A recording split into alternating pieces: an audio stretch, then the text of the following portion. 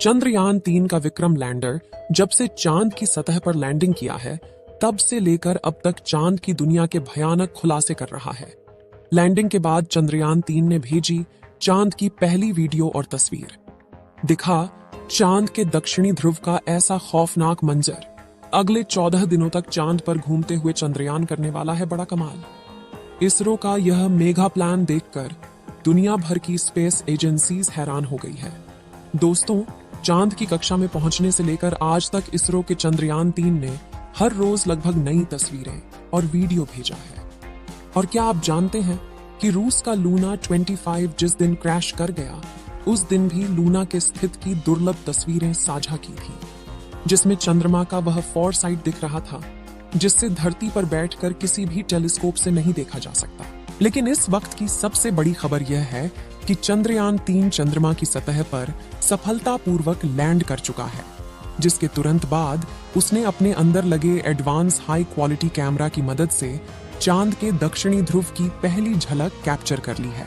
और अगले 14 दिनों तक वह बड़े कमाल करने वाला है, जिसका खुलासा आज हम इस वीडियो में करेंगे। साथ ही आपको दिखाएंगे इस मिशन से जुड़ा वह पहलू जिसे देखकर इसरो के लिए आपकी इज्जत 10 गुना बढ़ जाएगी।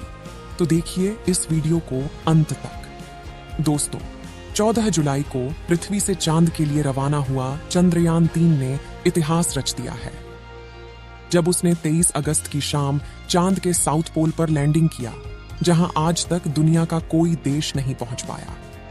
चंद्रमा आज भी अपने अंदर अनेक ऐसे रहस्य समेटे हुए हैं, इसलिए दुनिया भर के वैज्ञानिक इसमें काफी रुचि दिखाते हैं। इसी बीच इसरो की तरफ से बहुत ही बड़ी गुड न्यूज आ रही है कि चांद पर लैंडिंग के बाद चंद्रयान-3 के विक्रम लैंडर की कंडीशन बिल्कुल ठीक है और इसलिए चंद्रमा पर रिसर्च करने के लिए अपने प्रज्ञान रोवर को चांद की सतह पर खुला छोड़ दिया है। और ये रोबोट अगले 14 दिनों तक चांद के बहुत बड़े खुलासे करने वाला है। वहीं विक्रम लैंडर के एडवांस कैमराज ने चांद पर अपनी लैंडिंग साइट की सबसे ताजा तस्वीरें भेजी हैं। इन लेटेस्ट फोटोज में सूरज की रोशनी को रिफ्लेक्ट करके चमक रही चांद की खूबसूरत सतह को साफ साफ देख सकते हैं। साथ ही यह भी देख सकते हैं कि चांद की सतह कितनी ज्यादा ऊबड़ खाबड़ है, जिसका यह हाल लंबे समय तक उल्का पिंडों की बारिश की वजह से हुआ है।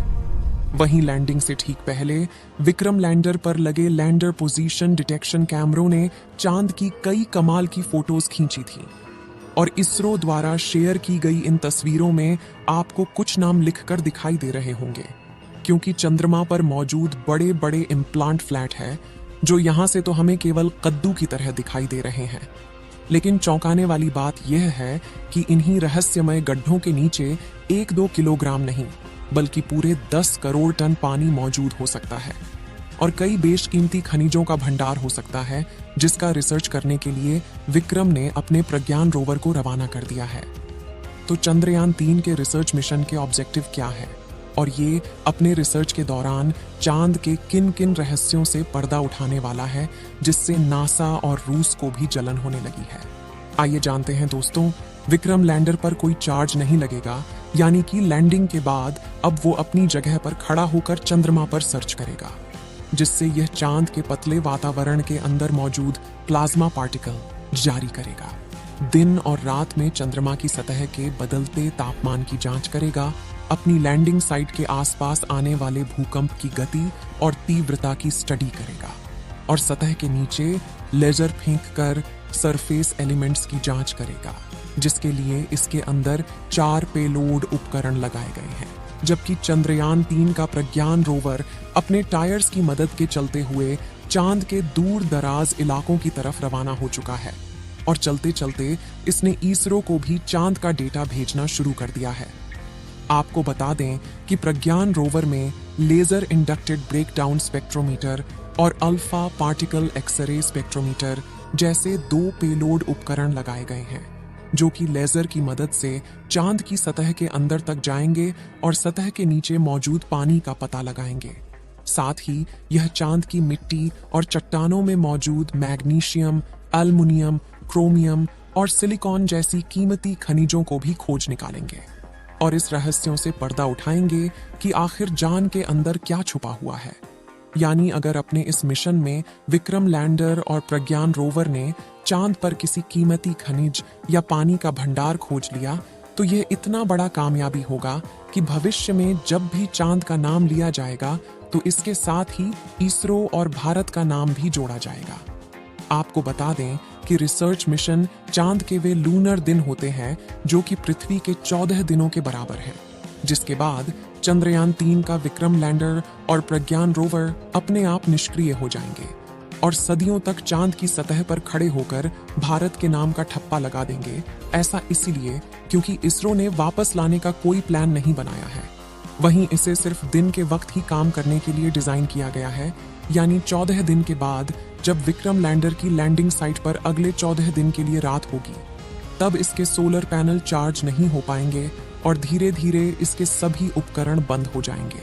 हालांकि यहाँ गौर करने वाली बात यह है कि इसरो के मिशन का सबसे महत्वपूर्ण लक्ष्य चांद की सतह पर सॉफ्ट लैंडिंग करना था। मगर ये सवाल आता है कि चांद पर लैंडिंग करना इतना मुश्किल क्यों है? क्यों 23 अगस्त का दिन इसरो के इतिहास का सबसे ऐतिहासिक दिन बन चुका है? और क्यों इसरो की इस उपलब्धि से ब्रिटेन, चीन और रूस जलकर राख हो चुके हैं? दरअसल दोस्तों, चांद के दक्षिणी ध्रुव पर उतरना आसमान से तारे तोड़ने के समान है, क्योंकि चंद्रमा के दक्षिणी ध्रुव पर सूरज की रोशनी उतनी नहीं पहुंच पाती जितनी चांद के दूसरे हिस्सों पर पहुंचती है। इसी वजह से चांद के दक्षिणी ध्रुव पर चारों तरफ घनघोर अंधेरा रहता है। वहीं पृथ्वी से चंद्रमा के इस क्षेत्र की दूरी ज्यादा होने की वजह